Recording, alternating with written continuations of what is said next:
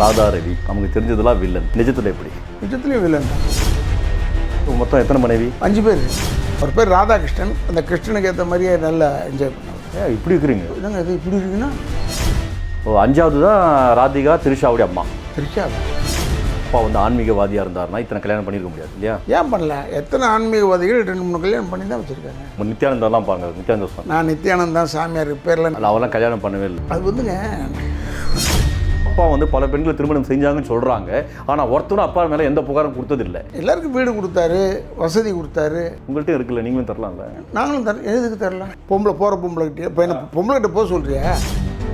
இப்போ விஜயகாந்த் லவ் பண்ணதெல்லாம் தெரியும் உங்களுக்கு. அரசியல் புரட்சியில் முதல்லேருந்தே இருந்தது தானே. இது ஒரு பெரிய இஷ்யூவாக நாங்கள் எடுத்துக்கல. நீங்கள் எதுவும் டிஸ்கஷனும் பண்ணல. திராவிட கழகத்துக்காக உழைச்சவர் பெரியார் திடலில் ஃபோட்டோ இல்லையாடா?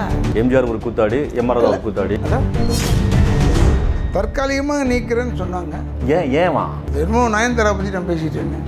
நயன்தாரா தான் யாரு? என்ன உங்களுக்கு தெரியாதா? எதுக்கு போனீங்க பிஜேபியில்? ஒரு கோவம் தாங்க. இதெல்லாம் என்னத்த கோவம்? நீங்கள் திராவிட கொள்கை, திராவிட சித்தாந்தம். இங்கே பிஜேபியில் என்னாச்சுன்னா முஸ்லீமையும் கிறிஸ்துவங்களையும் தாக்கி பேசுகிறாங்க. வியாதி. அதாவது அது புரிஞ்சுக்கவே மாட்டேன்றாங்க. கட்சி எந்த கட்சியிலும் இல்லை, வெளியே வந்துட்டீங்க, ஏதாவது பண்ணிட போகிறாங்க, பார்த்துருங்க. நீங்களே இப்போ யாரையே தட்டி விட்டுருங்க போடுறது. பிஜேபியெல்லாம் பக்கச்சுலாம் வெளியே இருக்க முடியாது. ஈடு ரைடு, அந்த ரைடு, இந்த ரைடு வந்துடும், புரியுதுங்களா? அதெல்லாம் பார்த்துருங்க, கடந்து போங்க. அது நீங்களே அதெல்லாம் சொல்லி தூண்டி விடுவீங்க போல. ஈடி ரைடு பண்ணிட்டு ராதாரி வீட்டில்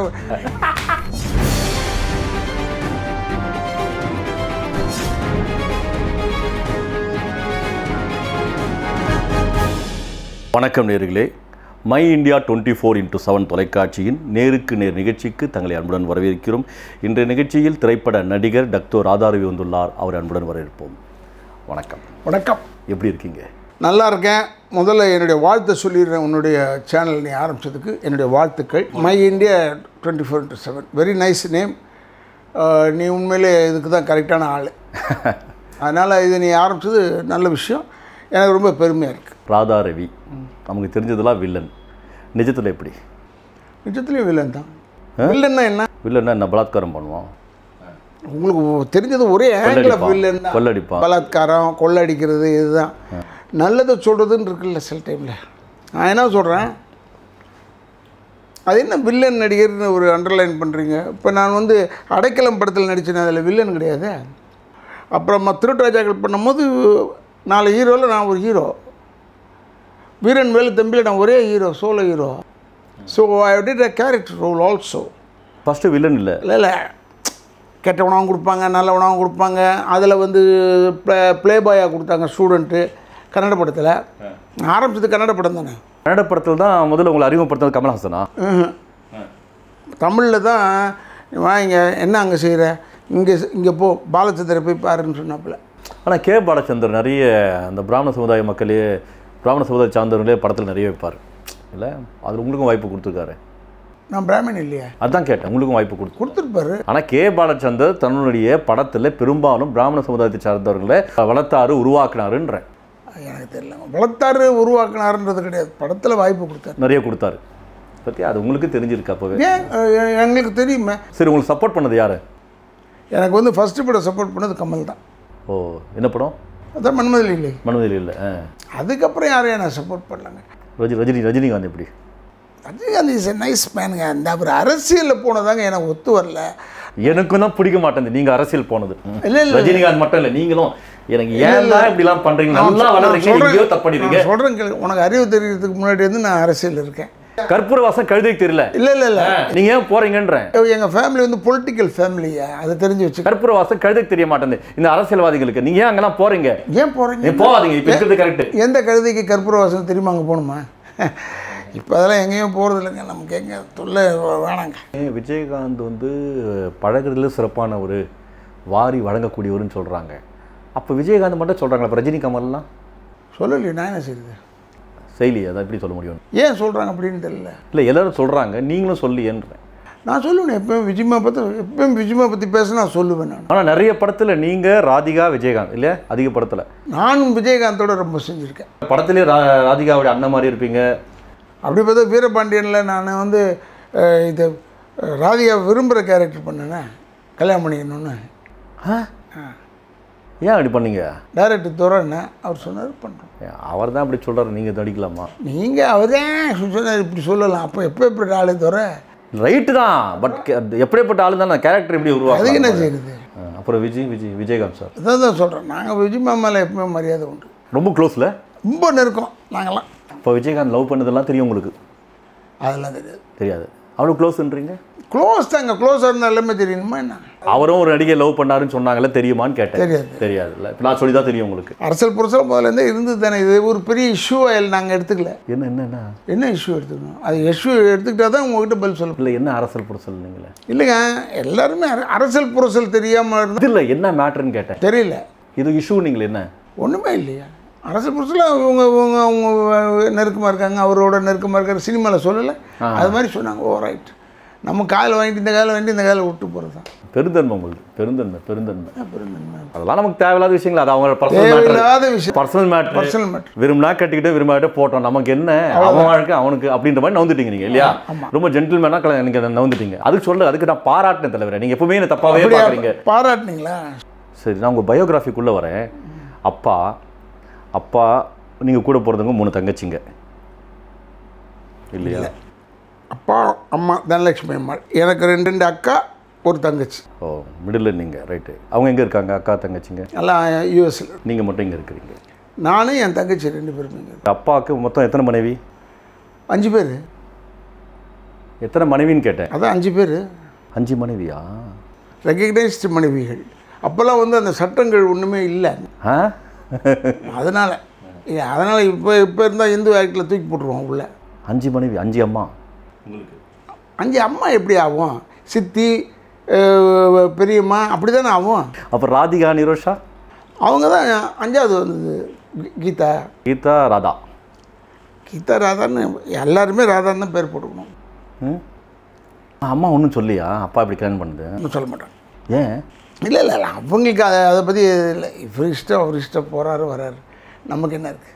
அப்பா என்ஜாய் பண்ணிட்டார் லைஃப்பை. அவர் பேர் ராதாகிருஷ்ணன். அந்த கிருஷ்ணனுக்கு ஏற்ற மாதிரியே நல்லா என்ஜாய் பண்ணவர். அவருக்கு சொந்த ஊர்? அவருக்கு சொந்த ஊர் வந்து சென்னை, மெட்ராஸ் ராஜகோபால் நாயுடு. ஓ, எம்ஆர் ராதா வருது, மெட்ராஸ் ராஜகோபால் ராதா கிருஷ்ணன். அவர் மெட்ராஸில் பிறந்தவர் சிந்தார்பேட்டில். ஆனால் இருந்தது பூரா ஆவடியில் தான். ராமரத்னா தேட்டர் எதிர்க்கே இருக்குது, எல்லாருக்கும் தெரியும். நாங்கள் போனால் சொல்லுவாங்க. சரி, எங்களுக்கு சென்டர் வந்து திருச்சின்னு தான் நாங்கள் வச்சுருந்தோம். நாங்கள் நினச்சிக்கிட்டு இருந்தேன். ஏன்னா நான் பிறந்ததெல்லாம் அங்கே தான், திருச்சியில் செங்கலாண்டபுரத்தில் தான் பிறந்தேன். அப்பா திருமணமான பிறகு அங்கே வந்துட்டாராச்சு? அவர் நாடகங்க, ஒரு ட்ராமா வந்து ஷிஃப்ட் இல்லைங்க. அவர் நாடகம் வந்து ஒரு வருஷத்துக்கு ஒரு தடவை ஒரு ஊரில் பண்ணுவாங்க. அப்போ ஹோல் ஃபேமிலியும் கூட தானே இருக்கணும். ஒரு ஊரில் ஒரு ட்ராமா பண்ணுவார், அங்கே கல்யாணம். ஒவ்வொரு 30 நாடகம் 300 நாடகம் போடுவார். சேலம் ஓரியண்டலில் 1000 நாடகம் போட்டிருக்காரு. அங்கே ஒரு கல்யாணம் பண்ணிட்டார். சில பேர் அட்டாச் டு ஹிம். அவர் கல்யாணம் பண்ணி அட்ரஸ் கொடுத்து வச்சுருந்தார். அப்பா விரும்புவாங்களா இல்லை அந்த பொண்ணுங்க அப்பா விரும்புவாங்களா? எனக்கு தெரியாதுங்க, அவரை கேட்கணும். அப்புறம் அம்மாவும் சொல்லியா? யாருமே சொல்லியா? நீங்கள் கேட்கலையா அம்மாட்ட? என்னம்மா அப்பா நான் கேட்க மாட்டேன். அப்படி எங்கள் வீட்டினுடைய பொசிஷன் வேறு. அதெல்லாம் அவ்வளோ தூரம் வளர்க்கணும்னா உங்களுக்கு என்னுடைய வயசு இப்போ வந்து கிட்டத்தட்ட இட் ஹாஸ் கவுன் டு 71. 71 வயசு வருஷ கதையை சொல்லணும் உங்களுக்கு. பார்த்தா அப்படி தெரியவே இல்லை வயசு. எது பார்த்தது? சரி. அப்பா நாடகத்தில் வந்தார். அப்பா அம்மாவை வந்து அம்மா தான் முதல் மனைவி இல்லையா? அதுவும் இல்லையா? பெரியம்மா தான், சரஸ்வதி அம்மா. அவங்க சொந்த அக்கா. யார் சொந்த அக்கா? எங்கள் அம்மாவுடைய அக்கா. அவங்களுக்கு கல்யாணம் பண்ணிட்டாங்க. அப்படியே அம்மாவும் கல்யாணம் பண்ணிட்டாங்க. 2வது அம்மாவா? ஆமாம், எங்கள் அம்மா. ஓ, 5வது தான் ராதிகா, திரிஷாவுடைய அம்மா. திரிஷாவா? சாரி, நிரோஷா பாருங்கள், நிரோஷா. சரி, நீங்கள்லாம் ஒன்றா? எல்லோரும் ஒன்றா தான் இருக்கும்.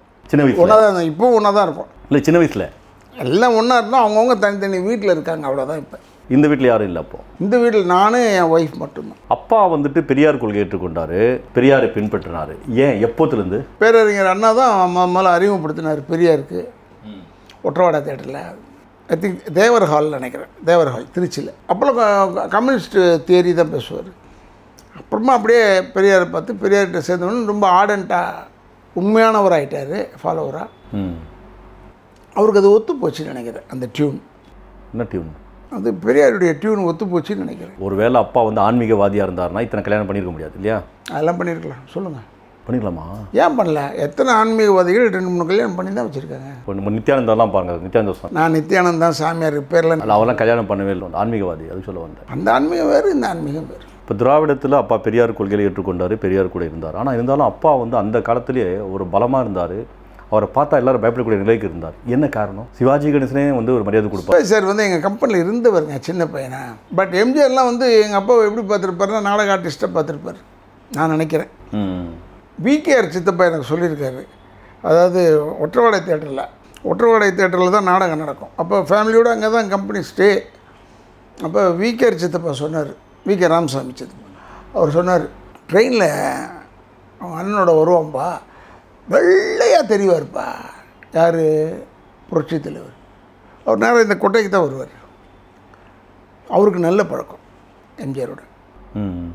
அவர் முதலமைச்சர் ஆனமுன்னா அப்போ நடிகர் சங்க தலைவராக நடிகர் திலகமும் இவர் வந்து பொருளாளராகவும் விகே செக்ரட்டரியாக மேஜர் சுந்தரராஜன் இருந்தாங்க. போய் பார்க்கணுமே, முதலமைச்சர் ஆகிட்டார், போய் பார்க்கணுன்னு 3 பேரும் உட்கார வச்சுருந்தாங்க. அப்போ அவர் என்ன செஞ்சார்னா, இது என்ன வந்து ஆள் கூப்பிட்டாங்க, ராமசாமி சார் உங்களை கூப்பிட்றாருன்னு. 3 பேரை வச்சுக்கிட்டு ஒருத்தரை கூப்பிட்றாரு. அவர் சொல்கிறார், உள்ளே போனவுடனே அந்த ஸ்க்ரீனை தள்ளி பாருங்கள், கண்ணாடி வச்சுருக்கேன், பண்ணி பாருங்கள், இருந்தாலும் மூஞ்சி எப்படி இருக்குன்னு பாருங்கள். சிவாஜி சார் அவர் கோவத்தின் உச்சியில் இருக்கார் அப்போ. ஏன்னா அவர் பெரிய ஹீரோ, அவர் உட்காந்துருக்கார். அவரை விட்டுவிட்டு விகே சித்தப்பா உள்ளே கூப்பிட்டா அப்படி அவருக்கு கோவம். இந்த நிகழ்ச்சியெல்லாம் அவர் சொன்னது எனக்கு. நீங்கள் நாடகத்தில் முதல்ல நடிச்சிங்க இல்லையா? நாடகத்தில் தான் நடித்தேன். எங்கள் அண்ணன் வாசு, எம்ஆர்ஆர் வாசுடைய ட்ரூப்பில் நடித்தேன். சரி. அப்புறம் எங்கள் அப்பா ட்ரூப்பில் நடித்தேன். ஆனால் அப்பாவுக்கு ரொம்ப நெருக்கம் நீங்கள் தான். நான் எப்படின்னா, நான் நாடகம்லாம் அவரோட நடித்ததுனால சில விஷயங்கள்லாம் பேசுவேன். நான் அவர்கிட்ட சம்பளம் ஏற்றணுன்றதுக்காக நான் என்ன செஞ்சேன், இந்த பசங்க பூரா என்னை வச்சு சேர்ந்தவங்க சிறைச்சாலையிலேருந்து வந்ததுக்கப்புறம் நாடகம் போடும்போது 70 சிறைச்சாலையில் இருந்தார்ல இவர் 3 வருஷம். ஏன் எம்ஜிஆர் அடா உனக்கு தெரியுமா தெரியாதா? தெரிஞ்சுக்க கேட்டேன்.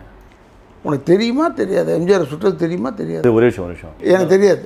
எனக்கு தெரியும், நீ கேட்குறது தெரியும். ஏன் சுட்டார், எதுக்கு சுட்டாருன்னு கேட்க. அதெல்லாம் கேட்கல. எம்ஜிஆர் ஏன் உங்கள் அப்பாவை சுட்டார்? இல்லைங்க, அது அவங்களுக்குள்ளங்க 3 பேருங்க அங்கே. அவர், சுசிலாவாசு, எங்கள் அப்பா. சுசிலாவாசு வந்து ப்ரொடியூசர் பெட்ராதான் பிள்ளையாக்கு. ஏதோ கொடுக்கல் வாங்கல, என்னமோ கொடுக்கல் வாங்கல் தான் இருக்கும். அதனால் பிரச்சனையாச்சு, அவங்களுக்குள்ள பிரச்சனை. நமக்கு ஒன்றுமே தெரியாது. இல்லை உங்களுக்கு அதிர்ச்சியாக இருக்கும்ல அப்பா வந்து? எங்களுக்கு அதிர்ச்சி இல்லைங்க, நான் சொல்கிறத கேட்டுங்க. நாங்கள் ஒன்றும் இல்லை, இந்த கிணத்தாண்ட விளையாண்டுட்டு இருந்தோம். அப்போ திடீர்னு எங்கள் வாட்ச்மேன் வந்தான். அப்பா அம்மா ஐயா சுட்டுட்டாங்கம்மா, ஒரே ரத்தமாக இருக்குமா, அவரை ராய்பேட்டாக்கு அனுப்பிச்சிருக்கோம். யார் எம்ஜிஆர் சுட்டாங்கண்ணா? எம்ஜிஆர் சுட்டாருன்னே சொல்லலைங்க. உடனே எங்கள் அம்மா வந்து ரொம்ப ஸ்டெடி அதில், தனலட்சுமி அம்மா. அவங்க வந்து அப்படியா, சரி அவ்வளோதான், என்னென்ன செய்யணும்.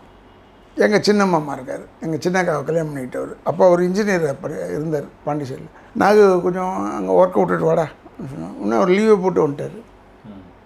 அப்படி தான் எல்லோரும் ஜாயின் பண்ணி ஒர்க் பண்ணாங்க. வக்கீல்கிட்ட போகிறது கொள்வது. நான் சில இடத்துக்கு போயிருக்கேன், சில இடத்துக்குலாம் போனதில்லை. ஆனால் செய்யாத குற்றத்துக்கு 3 வருஷம் உள்ளே இருந்தார். அதுதான் அது தெரியலங்க, செய்யாத குற்றமா செஞ்ச குற்றமா அதெல்லாம் தெரியாது எனக்கு. அதுதான் கஷ்டமாக இருக்குது. அதுக்கு என்ன செய்யறது? அப்போ டிஎம்கே ஆட்சி வந்துருச்சு. டிஎம்கே ஆட்சி வந்தவொடனே இவர் எப்படி எதிர்பார்க்கலாம்? இல்லை டிஎம்கேனா டிஎம்கே ஏடிஎம்கே ஒன்றா தான் இருந்தாங்க. எம்ஜிஆர் கருணாநிதி ஒன்றா இருந்தார் இல்லையா? நான் சொன்னது என்னென்னா டிஎம்கே வந்ததுன்னு சொன்னேன், ஏடிஎம்கே வரலன்னு சொல்லியே. அப்போ ஏடிஎம்கே இல்லையே? இல்லவே இல்லை, அப்புறமா தானே வந்து. அதான். அப்போ அவர் எம்ஜிஆர் வந்து அங்கே தானே இருந்தார், டிஎம்கேல தானே இருந்தார். அப்போ அதுக்கு ஏதாவது பெரியார் ஹெல்ப் பண்ணியிருக்கலாம்ல? இல்லை பெரிய யாராக இருந்தாலும் ஹெல்ப் பண்ண முடியாது. நான் பெரியார்கிட்ட இல்லாததுக்கு காரணம் என்னென்னா, ஒரு தலைவனை வந்து நம்ம நம்பி தான் போகணும். கலைஞர் இருந்தார், அவரை நம்பி இருந்தோம். அவர் எப்படின்னா சாதாரண அடிமட்ட தொண்டனுக்கு பிரச்சனைன்னா கூட ரோட்டில் வந்து உட்காருவார் கலைஞர். இவர் என்ன செஞ்சிட்டாருன்னா, கூத்தாடிங்களுக்குள்ளே தகராறு, நான் என்ன செய்ய முடியும்னு சொன்னார். பெரியார் சொன்னார். ஓ, 2 கூத்தாடிங்க சண்டை போட்டுக்கிறாங்க. எம்ஜிஆர் ஒரு கூத்தாடி, எம்ஆர் ஒரு கூத்தாடி. அது அவருடைய கணக்கில், அவர் கணக்கில் எம்ஜிஆர் ஒரு கூத்தாடி, எம்ஆர் ஒரு கூத்தாடி சண்டை போட்டாங்க. எனக்கு என்னன்னு பெரியார் வந்துட்டார், ஹெல்ப் பண்ணல. ஆனால் அந்த அமைப்புக்காக, கொள்கைக்காக அப்பா வந்து ரொம்ப பாடுபட்டார். கடைசி வரைக்கும் அங்கே தான் இருந்தார். சொத்தே கொடுத்தாரு, அது சொல்ல மாட்டேங்கிறீங்களா? நான் சொல்லணுமா உங்களுக்கு? இல்லை, அதுக்கு என்ன செய்யுது? அது இருக்கிறவங்க சொல்லணுங்க, சொல்ல மாட்டேன்றாங்களே. நான் என்ன செய்யறது? வயிறு இருக்குது, உங்களுக்கு வயிறு இருக்குது, நான் என்ன செய்யறது? அதுக்கு சொல்லுங்கள், நம்ம சொல்லலாம். அடைப்போங்க, இதெல்லாம் போய் சொல்லிக்கிட்டு ரைட்டு. அவர் இருக்கும்போதே அதை பற்றி பேசலை. அவர் ஃபோட்டோலாம் இருக்குல்ல உள்ள? அவர் ஃபோட்டோ இருக்குதுன்னு நினைக்கிறேன். இருக்குது, நான் பார்த்தேனே. அப்படியா? பரவாயில்லையா, நீங்கள் போகிறீங்க. அவர் ஃபோட்டோ என்கிட்ட வந்து கேட்டாங்க, எங்கள் அப்பா சாவலை. நான் இப்போ சொன்னேன், திராவிட கழகத்துக்காக உழைச்சவர் பெரியார் திடலில் ஃபோட்டோ இல்லையாடா அப்படின்னு சொன்னேன். எங்கள் அப்பாவுடைய சாவில் சொன்னேன். இது நான் கொஞ்சம் சின்ன பையன் தான், இருந்தாலும் துடுக்காக பேசுவேன். இப்போவும் அப்படி தானே? இப்போவும் அப்படி தான். உங்கள் குடும்பமே அப்படி தான் இருக்குது. அது உண்மை தானேங்க. உண்மையை பேசும்பொழுது தைரியமாக இருக்கலாம். 3 வருஷம் எப்படி இருந்தீங்க அப்பா இல்லாமல்? ஏன் கஷ்டமாக இல்லை? டெய்லி எங்கள் அப்பா டெய்லி வந்தோடனே, டே வடை இந்த ஸ்வீட்டு வாங்கிட்டு வந்தேன், சாக்லேட்லாம் கொடுக்க போகிறாரு. அதெல்லாம் ஒன்றும் இல்லை. நான் எங்கள் அம்மாவோட தான் இருந்தோம். சரி, மொத்தம் எத்தனை பசங்க நீங்கள் எல்லாரும்? கணக்கு இருக்கா? அதெல்லாம் இருக்குது, கணக்கு இல்லாமையாக இருக்கும். இருக்கா? எத்தனை இருக்கும் சும்மா சொல்லுங்களேன். எதுக்கு அது உங்ககிட்ட சொல்லிக்கிட்டு? மொத்தம் எத்தனை அம்மா? நான் 5 பேர் சொல்லிட்டேன். 5 பேர், அவ்வளோதான். அவ்வளோதான், அதுக்கு மேலே இல்லை. சரி, 5 பேர் கட்டிக்கிட்டு இது வரைக்கும் அப்பா வந்து பல பெண்களை திருமணம் செஞ்சாங்கன்னு சொல்கிறாங்க. ஆனால் ஒருத்தரும் அப்பா மேலே எந்த புகாரும் கொடுத்ததில்லை. எப்படின்னு கேட்டால் ஒருத்த மனுஷன் கண்ணியமாக நடக்கிறதுக்கு வந்து எப்படின்னு கேள்வி கேட்கலாம். சும்மா கல்யாணம் பண்ணி நடுவீதில் விட்டுட்டு போகிறதெல்லாம் இல்லை. கிடையாது. அவர் என்ன பண்ணாருன்னு கேட்டேன். எல்லாருக்கும் வீடு கொடுத்தாரு, வசதி கொடுத்தாரு. உங்கள்கிட்ட இருக்குல்ல, நீங்களும் தரலாம்ல? நாங்களும் எதுக்கு தரலாம்? இல்லை, வீடு வசதி இருக்கு. யாருக்கு தரலாம்? பொம்பளைகிட்டே. இப்போ என்ன பொம்பளைகிட்ட போக சொல்றியா? நான் அப்படி சொல்ல. அப்பாட்ட வீடு இருந்துச்சு, வசதி இருந்துச்சு, 1க்கு 4 பேர் கட்டிக்கினாரு, எல்லாத்தையும் கொடுத்தாரு, எல்லாருக்கும் வாழ்க்கையும் கொடுத்தாரு, அவரும் வாழ்ந்தாரு. அதை நீங்களும் கடைப்பிடிக்கலாமே, ஏன் விட்டீங்கன்னு கேட்டேன். இது மாதிரி பொம்பளைங்களை கல்யாணம் பண்ணிட்டு நானும் தப்பா என்ன? மனைவிகள்னு சொல்லணுமா? ஆமாம், தப்பா என்ன? அதில் போய் என்ன இருக்கு? அதெல்லாம் அது எனக்கு ஒத்து வரல, அதனால கம்மனு. அலர்ஜி உங்களுக்கு ஆகல, செட் ஆகல? இல்லை அலர்ஜி இல்லைங்க, பொதுவான அறிவுங்க. இல்லை, அப்பாவுடைய கொள்கை சித்தாந்தம் நம்ம கடைப்பிடிக்கணும் அப்படின்னு. நீங்கள் ஏன் அப்பா சுற்றி வந்துக்கிட்டே இருக்கு? ஏங்க, அவர் பெரிய ஆள் தான், இல்லைன்னு சொல்ல. 4 பேர் கல்யாணம் பண்ணாரு, வீடு கொடுத்தாரு, எங்கிட்ட வீடும் இல்லை, நான் கொடுக்கவும் இல்லைன்ட்டீங்க. அப்படி இல்லை, வீடு இல்லை, கொடுக்கல, இல்லை பழகவே இல்லைன்னு சொல்கிறேன். சரி, நீங்கள் எந்தெந்த தங்கச்சிங்களை கல்யாணம் பண்ணி வச்சிங்க? அப்படிப்பட்ட வீடு கிடையாதுங்க எங்களுக்கு. அதுதான் புரிய மாட்டேங்குது. அவங்கவுங்க வசதியாக இருக்காங்க, அவங்கவுங்க கல்யாணம் பண்ணி வச்சாங்க, எல்லா கல்யாணத்துக்கும் போயிருக்கோம், வந்திருக்கோம். அவ்வளோதான். அப்படிதான். இப்போ ராதிகா நிரோஷா கல்யாணத்துக்கு நீங்கள் போனதில்லை? இல்லை எனக்கு தெரியாதுங்க, அது எப்போ நடந்ததுன்னே தெரியாது. அண்ணன் சொல்லவே இல்லையா? எனக்கு தெரியாதுங்கன்னு சொன்னேன். அண்ணன்னு சொல்லுங்க அது. பட் இந்த கல்யாணம் எப்படி நடந்தது? சரத்குமார்துன்னா எங்களுக்கு தெரியும், அது எங்களுக்கு தெரியும். மற்ற கல்யாணம் தெரியாது உங்களுக்கு? எதுவுமே தெரியாது. நீங்கள் எதுவும் டிஸ்கஷனும் பண்ணல, பேசுகிறீங்க? எதுக்கு இதை போய் டிஸ்கஸ்? இல்லை, தங்கச்சிக்கு நல்ல மாப்பிள்ள பார்க்கலாம், நல்ல இது. அது நீங்கள் சொல்கிறது வந்து இந்த படத்தில் வர குடும்பம் மாதிரி சொல்கிறீங்க. இல்லை எல்லார் குடும்பத்திலும் அப்படி தானே? எல்லா குடும்பத்திலையும் அப்படி இல்லை. நீங்கள் அதெல்லாம் என் atmosphere ambience of the house பார்க்கணும். என் தங்கச்சி ரத்திகலாக்கு பண்ணும்போது மாப்பிள்ளையை பார்க்குறீங்களா, காமிச்சாங்க, இவர் தான் மாப்பிள்ளைன்னு, நல்லா இருக்காருமான்னு போய் சொன்னோம். சரி, ஓகே. அப்போ அப்பா பெரியார் கொள்கை, அதுக்கப்புறம் இந்த எம்ஜிஆர் இஷ்யூ 3 வருஷம் சிறைக்கு போனார், வெளியே வந்தார். உங்களுக்கு சொல்லிடுறேன், நீங்கள்லாம் தெரிஞ்சுக்கணும், அதுக்காக சொல்லுங்கள். எங்கள் ஐயா வந்து நம்ம பூபதியில் மனோரமா அவங்க பையன், அவனுக்கு கல்யாணம். யாரோட? மணியன் சிஸ்டர்ஸ், யாரோ ஒரு சிஸ்டரோட. மணியனில் பேசமடம்லாம் எழுதினார். பேசமடம்ல ஆனந்தம்லாம் எதில் எழுதி இந்த மணியன். அவருடைய பொண்ணு கல்யாணம் நடக்கும்போது எங்கள் ஐயா போயிருந்தார். நான் தான் கார் ஓட்டிகிட்டு போனேன், ஏவிஎம் சேரிட்டிஸில். கேட்டு எதிர்க்க நிறுத்தினேன். முதல்ல போலீஸ்காரங்க வந்து, சார் இங்கே நிறுத்தக்கூடாது, ஏன்னா எம்ஜிஆர் வந்துட்டார். எம்ஜிஆர் முதலமைச்சர். அவர் வண்டி நிற்கிது, அது பக்கத்தில் என் வண்டியை போட்டேன். சார் சொல்ல வந்தாங்க, இவர் இறங்கினா இருப்பாருங்க, இவர் இறங்கும் போது ஒரு கணைப்போட தான் இறங்குவார், அப்படி செய்வார் பாருங்க. அப்பா ஆமாம். இதை பார்த்த உடனே போலீஸ்காரங்க, சார் வேணாம் சார், என்னை கூப்பிட்றாங்க, டிரைவர் யாருன்னு தேடுறாங்க. நான் அதுக்குள்ளேயும் எங்கள் அப்பாவோட போயிட்டேன். அப்போ புரட்சி தலைவர் பார்த்த உடனே தான், அப்போ தான் ஏன் வணக்கம்னு ஏஞ்சிட்டார் அவர். புரட்சி தலைவர் ஃபர்ஸ்ட் வணக்கம் சொன்னாரா? பார்த்தோடி வணக்கம் சொன்னார். அவர் தான் ஏந்திரிச்சாரு. நல்லா இருக்கேன் அப்படின்னு பேசிட்டு போனார். ஃபோட்டோ கூட போட்டுருந்தான், குமுதத்தில் போட்டுருந்தான். சுட்ட பிறகு மறுபடியும் கை கொடுத்துட்டு ஒன்றா ஆகிட்டாங்க. எம்ஜிஆர் வந்து முதல்வர், அதிகாரம் இருக்குது. அப்படி இருக்கும்போது எதுக்கு அப்பா பார்த்து மறுபடியும் கை கொடுக்கணும்? இப்படிலாம் யாரும் தரமாட்டாங்க. இதுதான் சொல்கிறேன். ஒரு ஃபங்க்ஷனில் புரட்சி தலைவர் வந்து சிஎம் எங்கள் ஐயா போயிருந்தார். அவர் பேசணும்னு சொல்லியிருந்தாங்க. இது எப்போ? சுட்டதுக்கு பிறகு தான்.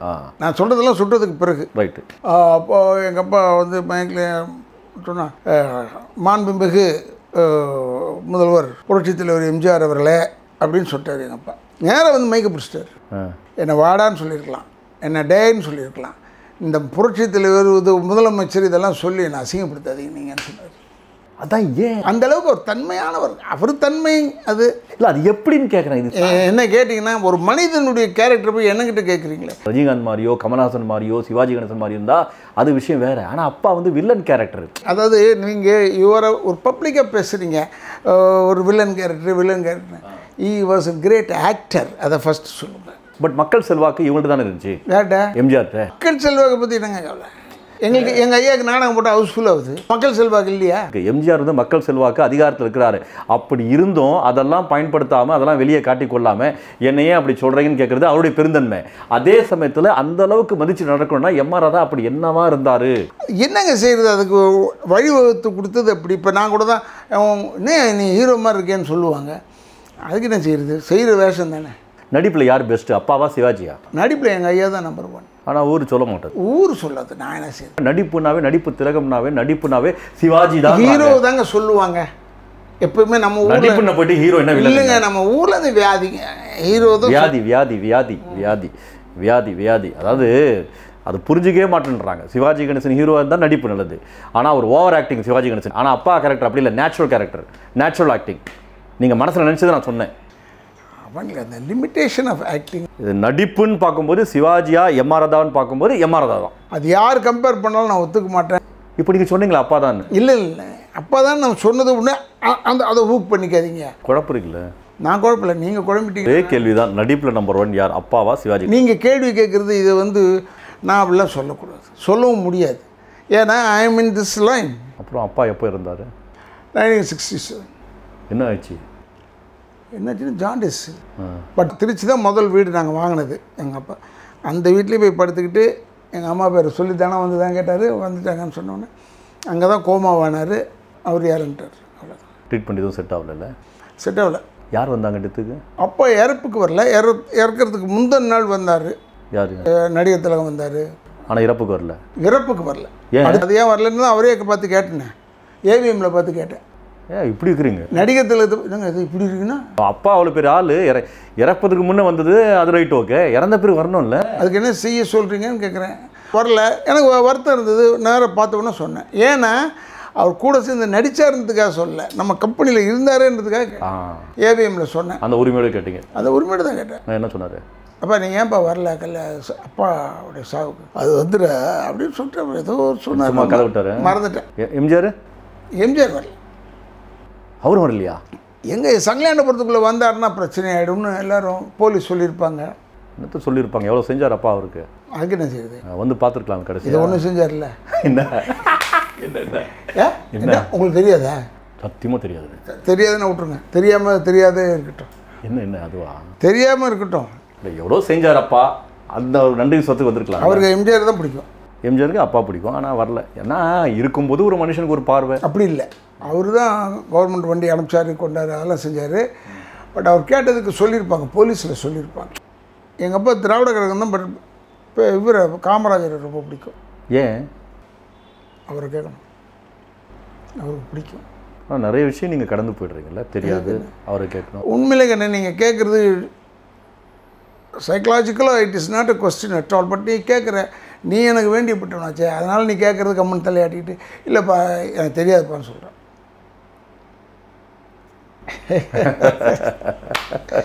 சரி, ஓகே. நீங்கள் ஒரு நாடக கம்பெனி வச்சுருந்தீங்களா? நாடகம் விகே நாடக ட்ரூப்லேயும் நடித்தேன். ஸோ எல்லாத்துலேயும் எனக்கு நாடக ஆளுங்களெல்லாம் ரொம்ப பேர் தெரியும். எவ்வளோ சம்பளம் அப்போது? நீ கேட்குறது ஞாபகம் இல்லையே. படத்தில்னா மன்மலையில் வந்து எனக்கு 1500 கொடுத்தாரு பாலச்சந்தர். அது ஞாபகம் இருக்குது. ஜெயலலிதாவும் எம்ஜிஆரும் ரொம்ப க்ளோஸு. அப்படி இருக்கும்போது உங்களை எப்படி கட்சியில் சேர்த்தாங்க? எனக்கு தெரியாததை கேட்டுன்னு. எம்ஜிஆர் சுட்டவர் எம்ஆர் ராதா, எம்ஆர் ராதாவோட பையன் ராதாரவி, ராதாரவியை கட்சியில் சேர்க்கக்கூடாது, நாளைக்கு பல விமர்சனம் வரும், அப்படி தெரிஞ்சும் உங்களை சேர்த்துருக்காங்களே, ஏன்னு கேட்டேன். தெரியலங்க. நீங்கள் எப்படி சேர்ந்தீங்க? நான் ஏன் சேர்ந்தேன்? எனக்கு வந்து சீட்டு கொடுத்தாங்க, நீங்கள் எம்எல்ஏ நிற்கணும்னு சொன்னால் சரின்னு சொல்லிட்டேன். அவ்வளோ. அப்போ ஜெயலலிதாவுக்கு எம்ஜிஆர் மேலே அந்த அளவுக்கு அன்பு இல்லைன்னு நினைக்கிறேன். தெரியல. அப்படி இருந்திருந்தால் உங்களை கட்சியில் சேர்த்துருப்பாங்களா? தெரியல. இப்போ அவங்களுக்கும் உங்களை மாதிரி தான் ஒரு கோவம் இருந்திருக்கு போல இருக்கு. இருக்கலாம் எம்ஜிஆர் மேலே. அது வந்துங்க என்ன உங்களுக்கு கருணாநிதி குடும்பம் எல்லாமே தெரியும் உங்களுக்கு. கலைஞர் குடும்பம் வந்து என் குடும்பம் மாதிரிங்க. 30 வருஷம் கழிச்சு வெளியே வந்தீங்க. 28 வருஷத்தில் வெளியே வந்து 2 வருஷம் ஸ்டாலினோட இருந்து அதுக்கப்புறம் தான் வெளியே வந்தேன். ஏன்னா அவங்க என்னை தற்காலிகமாக நீக்கிறேன்னு சொன்னாங்க. ஏன்வா? அது என்னமோ நயன்தாரா பற்றி நான் பேசிட்டேன்னு. நயன்தாரா தான் யார்? உனக்கெல்லாம் தெரியும், நீ வேணும்னே பேசும். ஓ, நடிகை நயன்தாரா. சரி. நான் அவங்கள பற்றி சொல்லவே இல்லை பாவம். நான் பேசுனது வேறு. நீங்கள் ஒரு அரசியல்வாதியாக பேசலாம், நடிகராக அங்கே பேசுனீங்க, அது சம்மதப்படுத்திட்டாங்க. அதாவது தற்காலிகமாக நீக்குகிறேன்னு சொன்னாங்க. நான் சொன்னேன், ஏங்க தற்காலிகமாக, உங்களுக்கு கஷ்டம், நிரந்தரமாக நீக்கிடுங்கன்னு சொன்னேன். இருக்கும். சரி, அப்புறம் பிஜேபி பிஜேபியில் வந்து நான் 3 நாள் மீட்டிங் பேசினேன். எதுக்கு போனீங்க பிஜேபியில்? ஒரு கோவம் தாங்க. இதெல்லாம் என்னத்த கோவம்? நீங்கள் திராவிட கொள்கை, திராவிட சித்தாந்தம், மரியாதை இருந்தால் தான் இருப்பேன் எங்கேயுமே. இங்கே பிஜேபியில் என்னாச்சுன்னா முஸ்லீமையும் கிறிஸ்துவங்களையும் தாக்கி பேசுகிறாங்க. அப்படியா? அப்படி தான். அப்படியான்னு கேட்குறேன். உனக்கு தெரியாதான்னு எடுத்தவொன்னு சொன்னவொன்னு நான் என்ன செஞ்சேன், முஸ்லீமையும் கிறிஸ்தவர்களையும் தாக்கி பேசாதீங்க, நான் பேசிட்டு முடிச்சுக்கிறேன்னு சொல்லி ஒரு மீட்டிங்கில் சொன்னேன். சரின்னு சொன்னாங்க. பேசிட்டு நான் புறப்பட்டேன். இல்லைன்னு சொல்லிட்டு அப்புறமா அதை பற்றி பேசியிருப்பாங்கன்னு நினைக்கிறேன். நான் வந்து மீட்டிங் பூரா எதுவுமே இது மாதிரி இல்லை. முஸ்லீம் கிறிஸ்துவர்களும் பேசக்கூடாது, ஜென்ரலாக பேசுகிறேன் சொல்லிவிட்டு இங்கேயும் பேசினேன். பட் ஒருவேளை நான் கேட்ட பணம் ஜாஸ்தியாக இருந்திருக்கும். பணமா? ஆமாம், மீட்டிங்கு பணம் தானேங்க. ஊன்னு உனக்கு தெரியாத மாதிரி சொல்கிறியா இல்லை ஏன்ட்டு நடிக்கிறியா? இல்லை தெரியாது தலைவர். தெரியல, தெரிஞ்சுக்க. எல்லாருக்கும் பணம் கொடுப்பாங்க. ஏன்னா அவங்க கன்வென்ஷன் ஒன்று இருக்குல்ல, போக வர அதெல்லாம் இருக்குல்ல. நீங்கள் தான் கட்சிக்கார ஆயிடுச்சு, அப்போ ஒரு பணம் கட்சிக்காரனே எந்த காரணம் இருந்தால் கொடுப்பாங்க. சொல்கிறதுனால அவங்க கோச்சிக்கிட்டாங்களா அவங்க மேலே? இஸ்லாமியர்கள் கிறிஸ்துவர்கள் பற்றி அது எனக்கு தெரியாதுங்க. கோச்சிக்கிட்டாங்களா என்னன்னு தெரியாது. எனக்கு சொன்ன ஒருத்தர் உதாரணம் சொன்னார். எங்கள் வேலூர் இப்ராஹிம்லாம் இருக்காருங்க, அவர் முஸ்லீம். எனக்கு தெரியாதுங்க, அவர் தெரியாதுங்க. பட் பொதுவாக சொல்கிறேன், அட்டாக் ஆன் முஸ்லீம்ஸ் அதிகமாக இருக்குது. யார் சொன்னது? வெள்ளூர் இப்ராஹிம் யார்? நீங்கள் யார்? நீங்கள் எல்லா மக்களுக்கும் சொந்தக்காரர். நீங்கள் வெள்ளூர் இப்ராஹிமா? இது அவன் சொல்கிறது சொல்லுவாங்க. சொல்லுவாங்க. நாங்கள் முஸ்லீமுக்குலாம் எதிர்ப்பு இல்லைங்கன்றாங்க. முஸ்லீமுக்கு எதிர்ப்பு தான். நீங்கள் ஏதோ இல்லைன்னு சொல்கிறதுக்கு ப்ரூவ் பண்ணுங்க. மேடையில் பேசினா தான் ப்ரூவ் ஆக முடியும், இல்லைன்னா ப்ரூவ் ஆகாதுன்னு சொல்லி கிறிஸ்துவர்களையும் திட்டாங்க. நான் கிறிஸ்டின் இன்ஸ்டியூஷனில் படித்தவன், முஸ்லீம் இன்ஸ்டியூஷனில் படித்தவன். அது துரோகமாக இருக்குன்னு கம்மனு ஒதுக்கிட்டு சைலண்ட் ஆகிட்டே இப்போ ஹாப்பியாக இருக்கேன். ரியலி நீங்கள் தாங்க ஹீரோ. அதாவது அண்ணன் தம்பியாக பழகிட்டோம். அரசியல் இருந்தாலும் சரி, எதுவாக இருந்தாலும் சரி, அதுக்காக தன்னுடைய சுய சிந்தனை நான் உங்ககிட்ட கேட்டேன்னு நினைக்கிறேன். என்ன பிஜேபியில் போய் சேரலாம் 2014 ஃபோன் கேட்டேனா இல்லையா? கேட்டீங்க. நான் வேணான்னு சொன்னீங்க. நான் என்ன சொன்னேன்? அப்போ என்ன சொன்னேன்? இதுதான் வீட்டில் உட்காந்து தான் சொன்னேன். வேணாம், உங்கள் அப்பா வந்து பெரியார் கொள்கை, திராவிட கொள்கை, நீங்கள் போகாதீங்க அப்படின்னு சொன்னீங்க. இல்லை வேணான்றியா, நீ விடுன்ட்டீங்க, போகல. 2019 நான் மாலை முரசில் இருந்தேன். நேராக வந்தீங்க, வந்துட்டு உட்காந்து நான் சொன்னீங்க நான் பிஜேபி போகிறேன்னு சொன்னீங்க. அப்புறம் போனீங்க. அதுக்கப்புறம் நீங்கள் என்ன சொன்னீங்க தெரியுமா? எல்லாத்தையும் சொன்னீங்க, நான் முக்தார்ட்ட சொல்லிட்டு தான் போனேன் பிஜேபியில். ஆனால் நான் ஏறக்கூடிய மேடையில், பேசக்கூடிய மேடையில் இஸ்லாமியர்கள் பற்றியும் கிறிஸ்துவர்கள் பற்றியும் தலித்தை பற்றியும் தவறாக பேசக்கூடாது, அப்படி பேச நான் ஏற்றுக்கொள்ள மாட்டேன் அப்படி சொல்லி தான் நான் ஏறுறேன்னு சொன்னீங்க. ஆனால் அதுக்கப்புறம் நான் எல்லா மேடையும் ஃபாலோ பண்ணேன், அப்படி தான் பேசுனீங்க. நான் அப்படி தான் பேசினேன், பட் கூட இருந்தவங்க பேசலை. அது ஒன்று. இன்னொன்று, எனக்கு வந்து அண்ணாமலை காலத்தில் நம்ம சைலண்ட் ஆகிட்டுமேன்றது தான் வருத்தம். நீங்கள் போனது பொன்னார் காலமா? சேர்ந்தது வந்து பொன்னார் காலம். வெளியே வந்தது அண்ணாமலை காலம். பொன்னார் என்ன சொல்லி கூப்பிட்டாரு? ஒரு வருஷமாக அவர் ஃபாலோ பண்ணிகிட்டே இருந்தார் உங்களை. ஆமாம், நான் அதிருப்தியாக இருக்கிறேன்னு தெரிஞ்சு போச்சு. அப்படிதான் கூப்பிடுவோம். ஒரு 2 பட்டா கூத்தாடி கொண்டாட்டம் மாதிரி பார்த்தாரு. சரி, கட்சிக்கு போனீங்க. இன்னும் பொறுப்பு என்ன கொடுத்தாங்க? பொறுப்புகளை அது ஒன் ஆஃப் த கமிட்டி மெம்பர்ஸாக கொடுத்தாங்க. பட் அதெல்லாம் எனக்கு இதெல்லாம் எதிர்பார்த்து போகலங்க. அப்புறம் அண்ணாமலையை பார்த்தா அவர் நல்ல ஸ்பீடாக நல்லா பேசுகிறாரு. ஸ்பீடாக பேசுகிறாருன்றீங்க. இப்போ ஒரு ப்ரெஸ் மீட்டில் நான் கருணாநிதியுடைய மகன் இல்லை, அதனால் நான் ஜெயிக்கலைன்றார். அப்புறம் என்னங்க அர்த்தம்? தெரியல. டிஎம்கே இருந்தால் ஜெயிச்சிருப்பேன்னு சொல்கிறாரு. அப்படி சொன்னால் பரவாயில்ல, அதுதான் அர்த்தம். அப்படி இல்லை, நான் கருணாநிதியுடைய மகனாக இருந்திருந்தா நான் அதற்கு வரவில்லை. இல்லை நம்ம அரசியல் வேணாம். நாம் என்ன சொன்னோம்? அண்ணாமலை சொன்னார் நான் கருணாநிதியுடைய மகன் இல்லை அப்படின்னு சொன்னார். என்னங்க அர்த்தம்? நான் சொல்கிறது வரிசையாக சொல்லி டவுட் தான் உங்களுக்கு கேட்பேன். அப்படி கேட்டேன். ஓகே, டவுட்டாக கேட்டிங்களா? டவுட்டா. இப்போ டவுட் கிளியர் ஆகிடுச்சு. என்னது அண்ணாமலை பேசினாரா? அதை பற்றி கேட்டேங்க, என்ன அர்த்தம்? இல்லைங்க, அவர் பேசியிருக்காரு. அதுக்கு நான் அர்த்தம் சொல்கிறதுக்குலாம் நான் வரல. ஆனால் அண்ணாமலை பயங்கர ஸ்பீடில், நல்ல ஸ்பீடாக போனால் டப்புனுங்க. அப்புறம் அதை விடு, அடுத்தது வா. இல்லை என்ன பண்ணாங்க உங்களை? எனக்கு ஒன்றும் பண்ணல. இப்போ கட்சியில் இருக்கீங்களா இல்லையா? இல்லை. பிஜேபி கட்சியில் இல்லையா? இல்லை. பாடா, இப்போ தான் மனசுக்கு நிம்மதியாக இருக்குது. எனக்கு ஒன்றும் இல்லை, நான் எப்பவுமே திருப்தியானவன். இப்போ எந்த கட்சியிலையும் இல்லை? இல்லை. ராதாரவி நடிகர், அவ்வளோதான். ராதாரவி நடிகர், அவ்வளோதான். ரிசைன் பண்ணிட்டீங்களா? ரிசைன் ஏங்க பண்ணணும்? சேர்ந்தா தானே பண்ணணும். இந்த மேட்ரு தெரியாமல் போச்சு யாருக்குமே. ஏன் எல்லோரும் பாஜக பாஜக பாஜக ராதா சொல்லிக்கிட்டே இருப்பாங்க. நான் அனௌன்ஸ் பண்ணிட்டு வர முடியும், வரல, அவ்வளோதான், முடிஞ்சு போச்சு. அப்போ டம்மியாக தான் இருந்தீங்களா பாஜகவில்? அது வந்துங்க என்ன உங்களுக்கு, நான் ரொம்ப கஷ்டப்பட்டேங்க. நீங்கள் அது ஏதோ ஒரு இடத்துல வரும்போது நடக்க முடியாமல் வந்து ஓட்டு போட வந்தேன். அப்போ கிரச்சஸோடு வந்தேன். அப்படியே யோசிச்சு பார்த்தேன். அங்கே அந்த டிஎம்கே மேடலை அப்படி பேச அந்த கம்பீரம் அப்படி இப்படி பார்த்தேன். எப்படி இந்த மனுஷன் இப்படி ஆகிட்டாரு பிஜேபி போயிட்டுன்னு ரொம்ப வருத்தப்பட்டேன். ஏன் பிஜேபி போனதுனால எனக்கு கால் அடி இல்லை. முதலேருந்து காலில் பிரச்சனையாச்சு, ஆப்ரேஷன் நடந்தது. இல்லை பொதுவாக பேலன்ஸ் இல்லைல்ல, இல்லை பேலன்ஸ் சப்போர்ட்டு. அப்போ சப்போர்ட் இல்லை, நிற்கிறது நடக்கிறது சப்போர்ட். கட்சி எந்த கட்சியிலும் வெளியே வந்துட்டீங்க, ஏதாவது பண்ணிட போகிறாங்க பார்த்துருங்க. யார்? கட்சிக்காரங்க தான். நீங்களே இப்போ யாரையாவது தட்டி விட்டுருவீங்க போல இருக்கு. இல்லை சொல்கிறேன், கொஞ்சமாக நெஞ்சமாக பேசுனீங்க, எவ்வளோ பேசியிருக்கீங்க. அது நான் பேசுனதில்லை மறந்தது. இல்லை சொல்கிறேன், பார்த்து உஷாராக இருங்க. ஏன்னா பிஜேபியெல்லாம் பக்கச்சிட்டுலாம் வெளியே இருக்க முடியாது. ஈடி ரைடு அந்த ரைடு இந்த ரைடு வந்துடும், புரியுதுங்களா? அதெல்லாம் பார்த்து இருங்க, நிறைய திட்டாதீங்க, வேணாம் ஒரு கடந்து போங்க. அது நீங்களே அதெல்லாம் சொல்லி தூண்டி விடுவீங்க போல, ஈடி ரைடு பண்ணி ராதாரி வீட்டில் பார்த்து இருங்க, அவ்வளோதான் சொல்ல முடியும். ஓகே, நீங்கள் தேங்க்யூ முடிச்சிடு. கண்டிப்பாக இந்த நிகழ்ச்சியில் தங்களுடைய பொன்னான நேரத்தை ஒதுக்கி பல்வேறு கேள்விகளுக்கு. ஏன் சிரிக்கிறீங்க? இதோ எண்டு பண்ணுறியா, அதுக்காக பார்க்குறேன். எப்போ முடிப்பேன்னு பார்த்தீங்க? இல்லை ஆமாம், டெஃபினட்டாக எப்போ முடிப்பேன்னு தான் பார்ப்பேன். சரி, மறுபடியும் ஆரம்பிச்சிடறேன். கண்டிப்பாக இந்த நிகழ்ச்சியில் தங்களுடைய பொன்னான நேரத்தை ஒதுக்கி பல்வேறு கேள்விகளுக்கு நன்றி மிகவும் அழகாக அருமையாக விளக்கம் அளித்தீர்கள். மிக்க நன்றி. நன்றி, வணக்கம். நேயர்களே, மீண்டும் அடுத்த நேருக்கு நேர் நிகழ்ச்சியில் சந்திப்போம். நன்றி, வாழ்த்துக்கள். சூப்பர்.